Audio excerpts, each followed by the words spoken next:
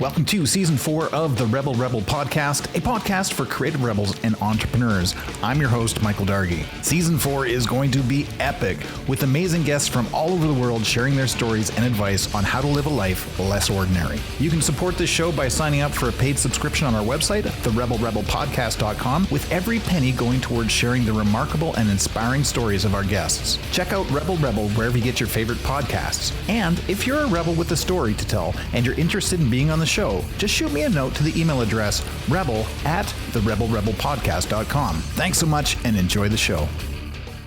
Like a fly, Technicolor Joseph, I introduce myself gradually. Glad to see mofos so mad to be gods and sons creators, mad boy instigators. Kick open a new shutter like a fly in the butter, milk it like cattle. These low-key MCs taking lots and shots. The rap mask be pelting rocks down upon your brow. Call out to your blasphemous rap god now. The death of new religion will slay you like a pigeon walking senseless in the path of the oncoming steel beast of burden. Do the math. In case you don't subtract, agree na stat. Taking back feds, they rock your pocket for a 360 attack. Mama broke her back. Daddy's home in stone said he wasn't going back. So the culture takes the flat. You say I am a native. So tell me why I never found the strength and made it. My ancestry faded. My breath has been abated. It clutched me in the sternum like a vice. I'm gonna learn them all a good one, son. Dollars on the wire. Credit card fraud up and major funds expire. But you can't take it with you. Only your soul. Only burn the good karma deep inside your bowl. Then greet the friendly stranger. There is no knowledge. There is not power.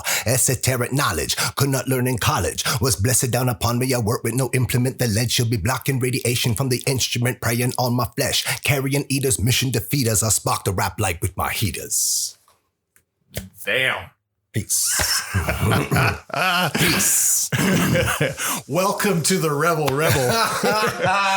All right. Man, yeah. That's a way to start the show. Woo. So Wow. I'm your host, Michael Dargy, and right across from me at a strategically, physically safe distance is Mr. Wakefield Brewster. Good morning. Hello. Good day, warmers. Welcome. Thanks for having me here, man. Man, thanks for coming. This is awesome. I couldn't say no. So for those of you out there that have never met Wakefield, I hope that this show will, shed some light on the cool stuff that this guy has done, continues to do, is going to do tomorrow.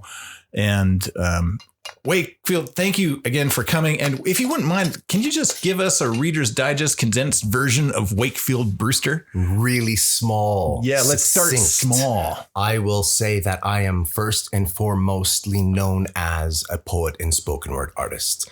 Part of the setting aside, I'm a Black poet. Another part, I'm a Canadian poet. Those kind of things make you a little more unique in the grand scheme of just saying poetry. I'm from Toronto, Ontario, moved here 15 years ago, January 1st, 2006. I am a Calgarian now. Calgarian for life. I'm sticking around. Yeah. Past being known as a poet and spoken word artist, the greatest gift that poetry has given me is the ability to give it back. So I do a lot of teaching, workshops, facilitating things. I do a lot of connecting over literacy. I call myself, past being a poet and spoken word artist, I call myself a literacy enhancer. So what I do is I have a small business called Page to Stage Productions, which is exactly what that coined phrase is about. Getting people from writing to performing dynamically. And there's a catharsis inside of that, which crosses over to another world of mind, which is the world of wellness. I'm also an RMT. I'm a registered massage therapist, and I own my other small business called Wakeful Wellness Registered Massage Therapy and Healing Space. So I am an RMT. I am on the road to studying reflexology and Reiki, combining those 3 R's for the trifecta that I think is going to be the best holistic hands-on healing that I can provide. And that crosses over with wellness and words. Yeah. There's something big that's coming up with that too. So wellness, words, Wakefield Brewster. That's amazing. Now talk about succinct. All right, so let's start unpacking this amazing, good gravy. Suitcase that is Wakefield Brewster. Let's start first of all. I've seen you perform live several times. Thank you. And I still, I think every time I watch you, I get goosebumps. You bring a power and energy to the stage that is rare. It's rare air up there. But how did you get there? Like what what happened to Wakefield along the way that had you go off like this? I'm going to try and make this story succinct too. Okay. Because it can go on for a long time. It has a lot of detail. It's a big story, man, because you're a big personality. You're a big dude. You are very kind. You were with the big compliments today. Let me tell you. Okay. If I just leave it in the realm of poetry and performance, let's look at the fact that I've been performing since age 6. That's when I started playing the electric organ. At age 12, I added classical piano to my repertoire. By the time I finished high school, I was one of the 45 students that was picked for the performance program in piano at York University. Wow. Now, if you back up, there's a little overlap. For whatever reason, one day when I was about 17, one evening, I don't know what happened to me. I went through time. I had a stroke. I had a small, who knows, I don't know what happened. Something possessed me to write a poem. I am sorry that I don't have the backstory to this backstory. Dude, I don't know what made me do this, but I wrote this poem. What's my language to be like on this? It doesn't matter. You can say whatever the fuck you want. It was fucking terrible. Oh my God. I was just, I was in, okay, who's the audience? Okay, all right, yo. It was the most terrible thing. However, again, I don't know what the drive or what the pull or the magnetism was. I have a very addictive personality. If I like something, I like it. Yeah. And it's 24/7. It's on.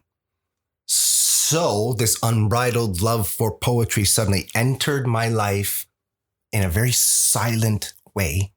It was, no one knew it happened.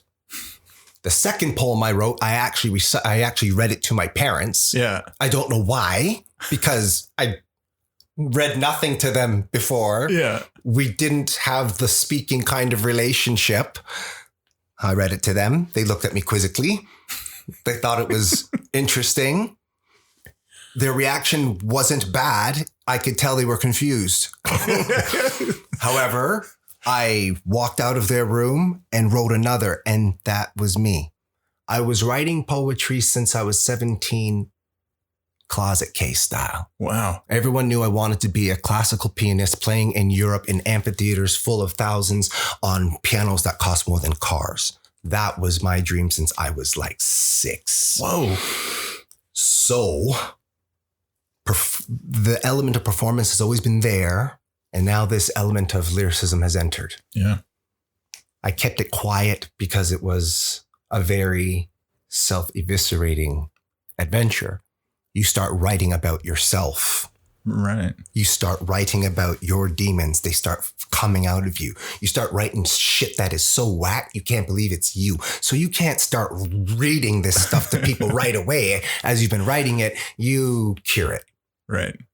So as I'm still pounding the 88 keys, trying to make it in a BFA at York University, I'm furiously writing and only a few people know that I'm doing this. And then I had a moment where I truly understood what limits are about. 45 students auditioned to get into this program. 19 of us got in, and I believe I was the cutoff. Wow. Because when I looked at the other 18 students and heard them play, I could tell I was good. Your audience can't see it as I extend my hand further up. Yeah. I wasn't great. And there was nowhere to go being good. Wow. This is the thing. Yeah. I've been able to be good at a lot of shit in life and be near the greats. This wasn't going to allow that shit. Really? So I got tendonitis in both pinkies from over practicing and practicing wrong.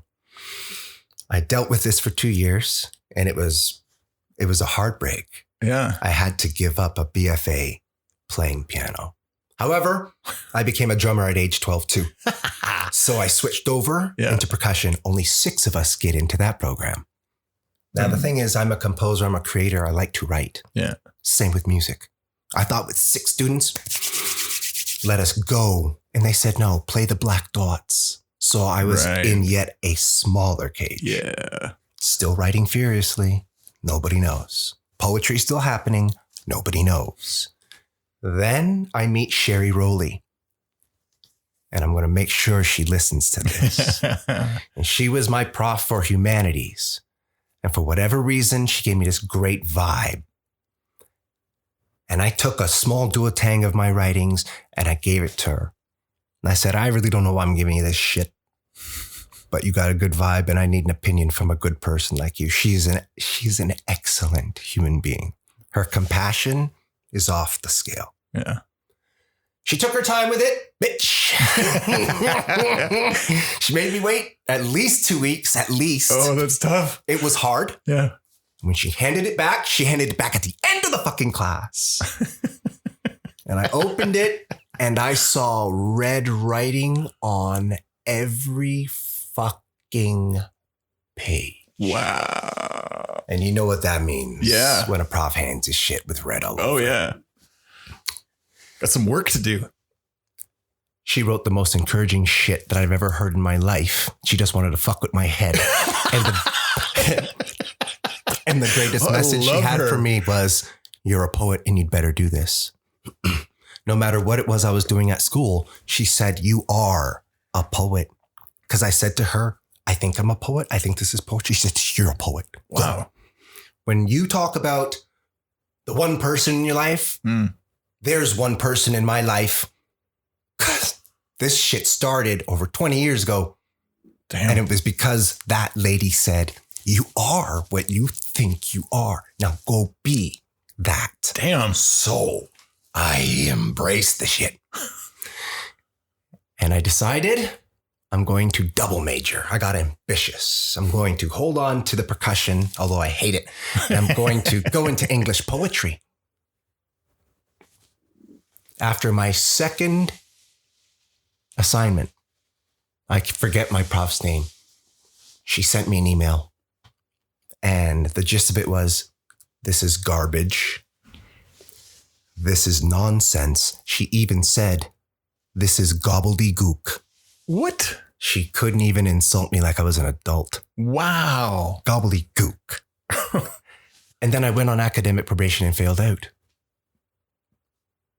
And then within 2 years of furiously writing, that same Sherry Rowley helped publish my first collection of poetry in York University as required reading for Humanities 1906.1a, I think it was. Holy hell. Now that's a little duotang with a little round binding thing. Yeah. And it's just, you know. Required reading, man. For that 1 year, it was required to read my budding work. Wow. That made me say, now how do I transfer it from being in your face to being in your heart? Right. And that was the leap to performance. So the first performance I had, I didn't understand what was going on. I thought it was a poetry reading. It was a poetry slam. Oh. So the first public reading I have is a fucking competition. Now, okay. Go ahead. No, I'm just cut into this shit. So I love this idea. Now, were you thinking you're just going to show up there, button down collar and, you know, have your words and just, you know, say them peacefully? You got it. And that's what I did. And I was the first motherfucker out. First round. Right. All these people who I brought, who had been hearing about me writing, these are friends. Yeah. None of these people are acquaintances. These are my friends. Yeah.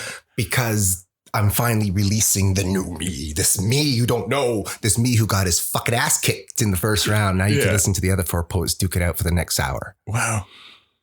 Huh. How'd that feel? I was in the bathroom on the verge of tears, man. Yeah. I felt broken. I was looking in the mirror and I was like, what have I fucking done? Like, it was one of those moments. It was what have I fucking done? Man.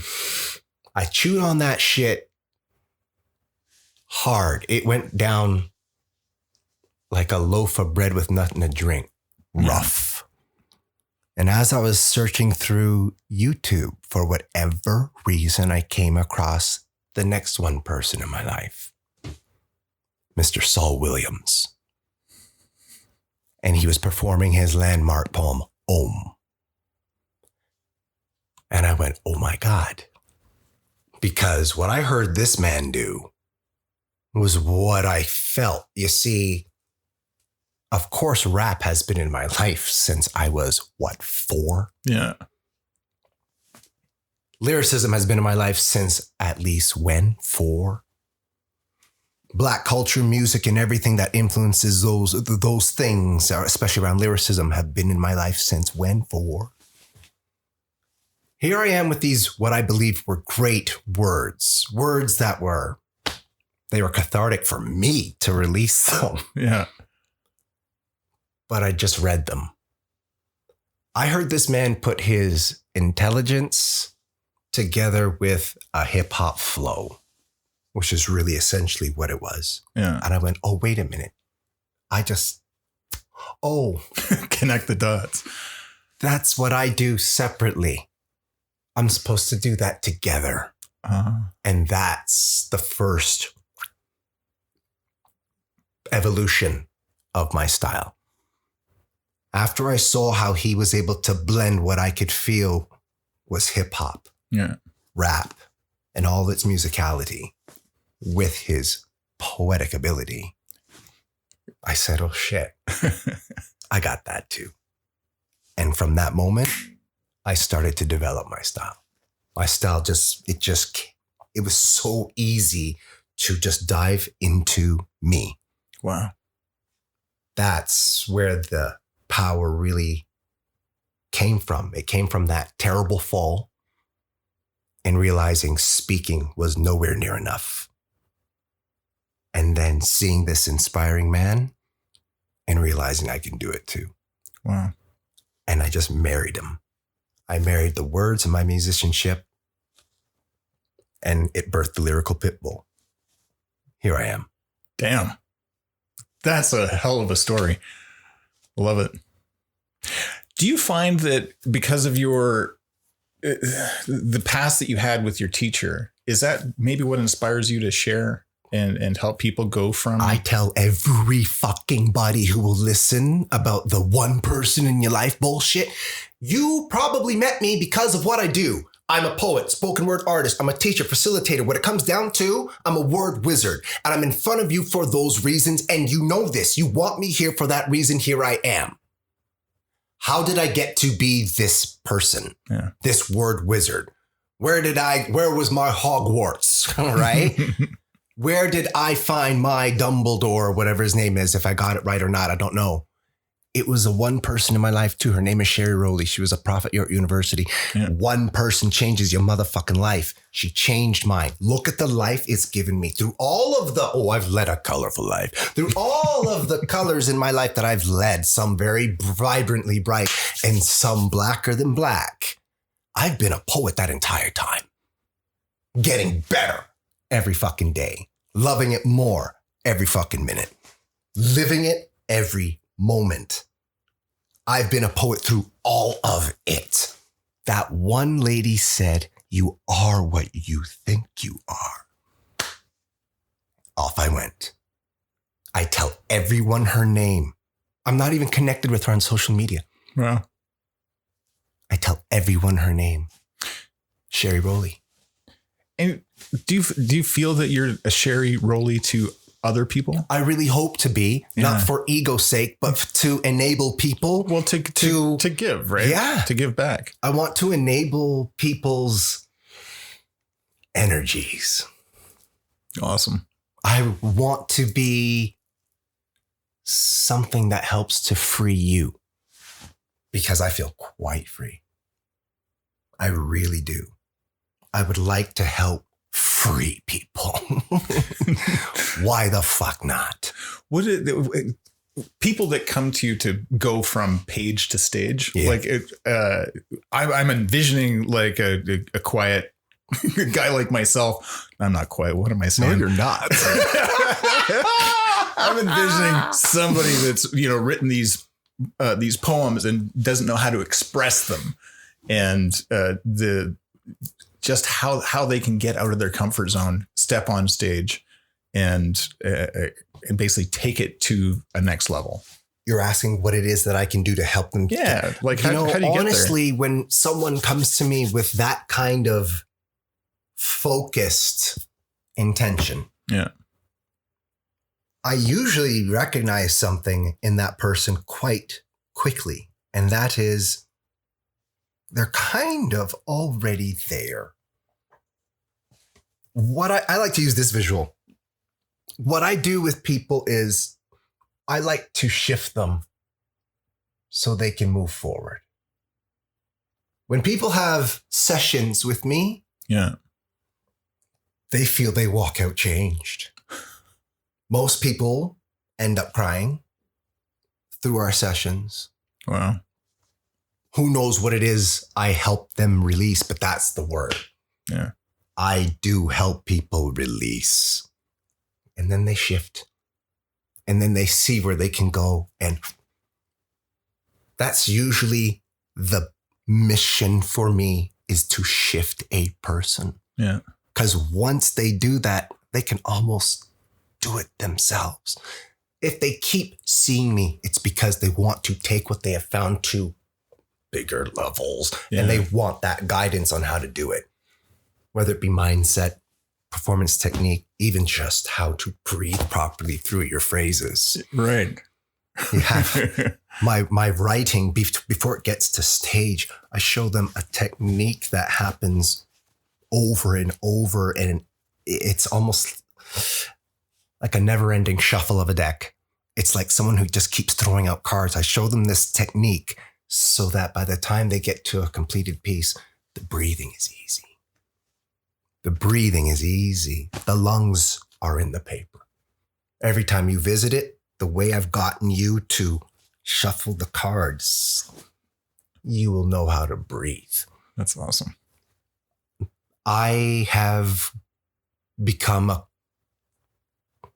coach, a mentor for poets, writers, performers, because of my exposure to other poets, writers, performers. Right. You should try to expose yourself to as much and as many as possible. Everyone else will always be your greatest teacher. That's awesome. Everyone else will always be your greatest teacher. On this phone here and on my other one here, which is strictly music, these guys have about 3,000 songs, and every single track is from a poet, a rapper, a supreme lyricist who I know can kick my fucking ass, who I know could flow my fucking ass drunk, dead, and underwater. These are lyricists who I, at my peak, can't touch. Wow. And that's who I listen to all of the time. Reggae artists, dancehall artists, hip hop artists, poets, dub poets. I listen to everyone who I admire like you wouldn't believe, because I know that they could fuck me up on a mic. So I'm always trying to be one of them. Always. Expose yourself to everyone else. They are your greatest of teachers. Damn. Speaking of which, what are 5 things that people need to know About the world, the universe, Okay. When we talk about authenticity, it's not what you put on. It's simply what you are. Even when you're fucking around, doing fuckery, getting fucked up. I don't care if you are acting what you believe is honest. I don't care if you're acting shicey. Whatever the fuck you're doing, that's authentic. There you go.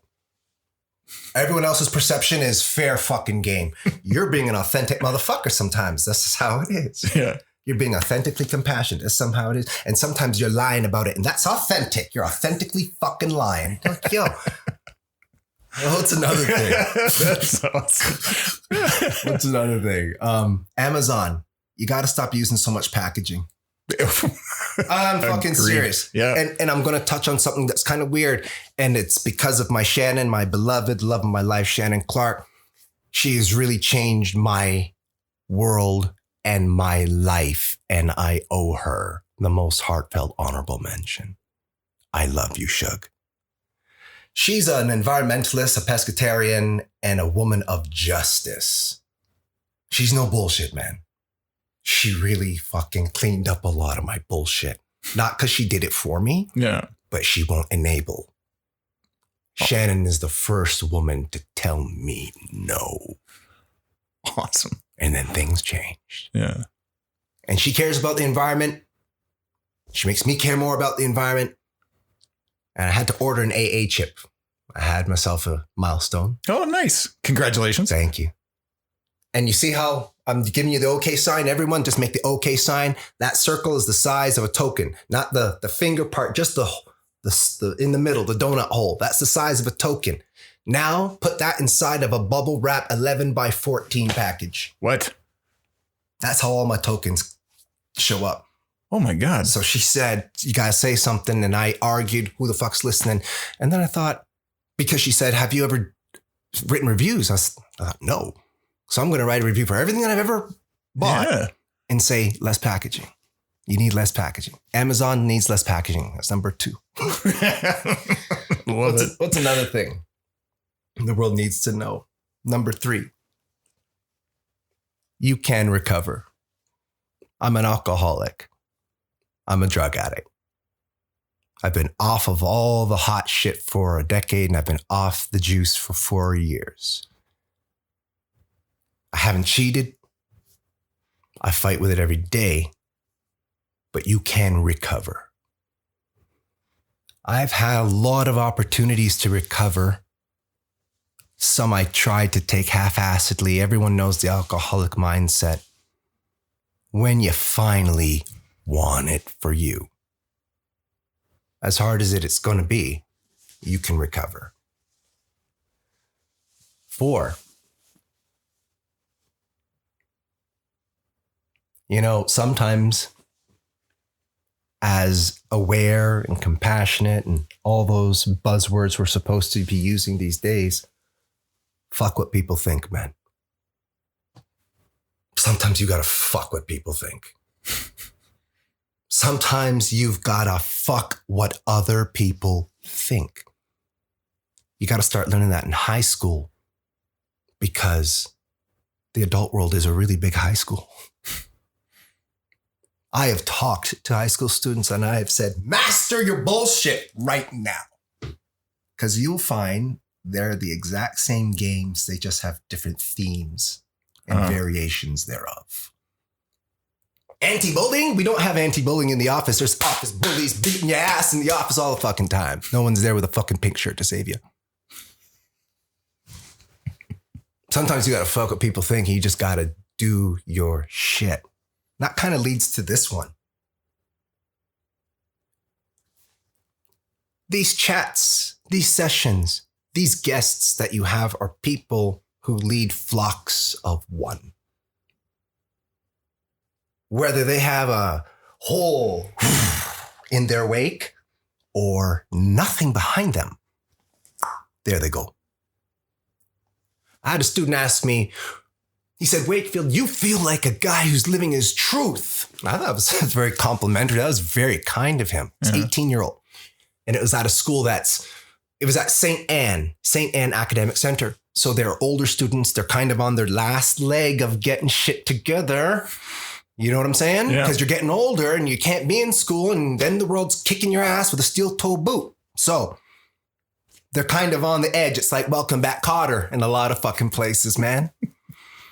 So this kid asked me, how do you live your truth? And I said, number 1, if you're asking that question, I think you're on the way there. I wanted to throw that back at him. Yeah, that's great. I said, this is how I see it. There are times where I'm sure that all of you, probably presently, because you're teens and you're raging with hormones and you're fucking up. So there's probably a bunch of you that feel alone or lonely.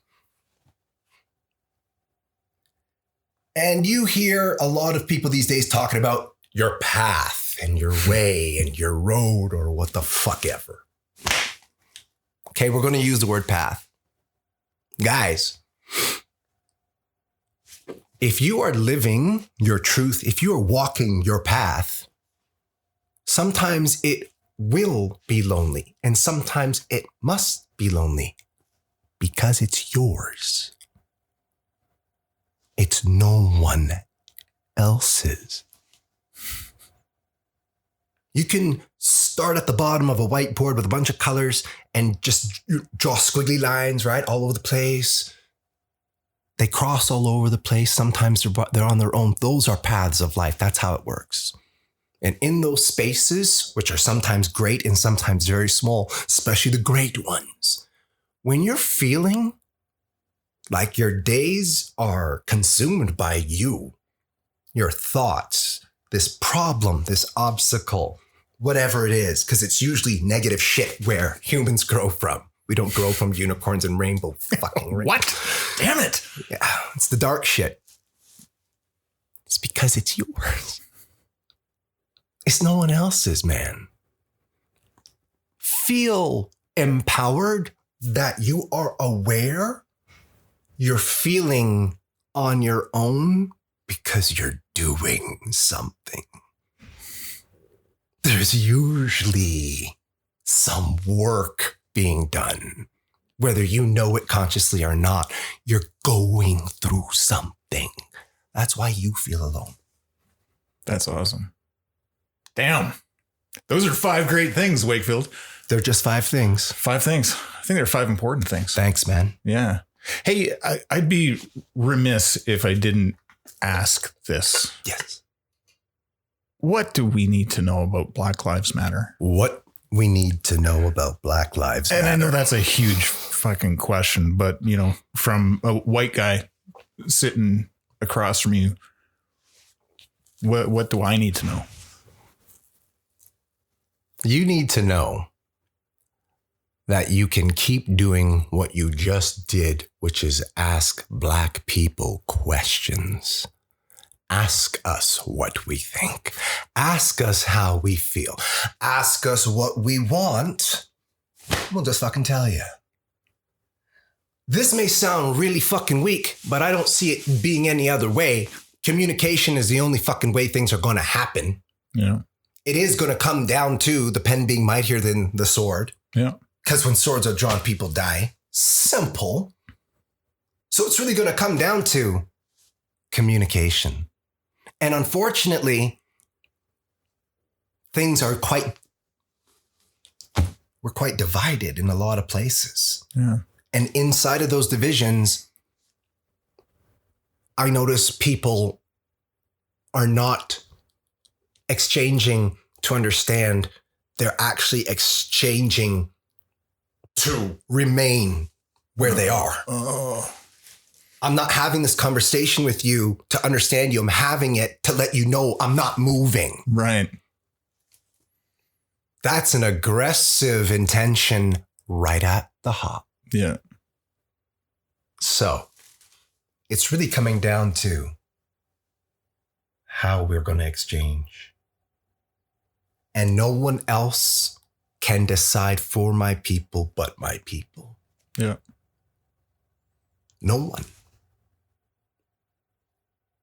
So I think it comes down to those, when it comes down to Black History Month and I'm speaking in schools, they are very comfortable asking me anything about being Black. Nice. And I tell them, fucking do that for 365 now. Yeah. Don't wait for February. Because we're fucking everywhere all the fucking time. Yeah, yeah. You want to know something? Fucking ask. No worries. Yeah. No worries.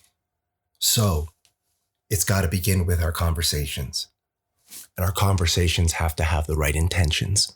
And if people think that's a weak answer or a cop-out or anything, come into a conversation with bad intentions. See what happens. Right. Come into a sensitive conversation, talking your fuckery, using your great command of the English language to split semantics. Come in there to play devil's advocate all over people's fucking hurt and pain and trauma and see where your fucking so-called intelligence and entitled ways get you.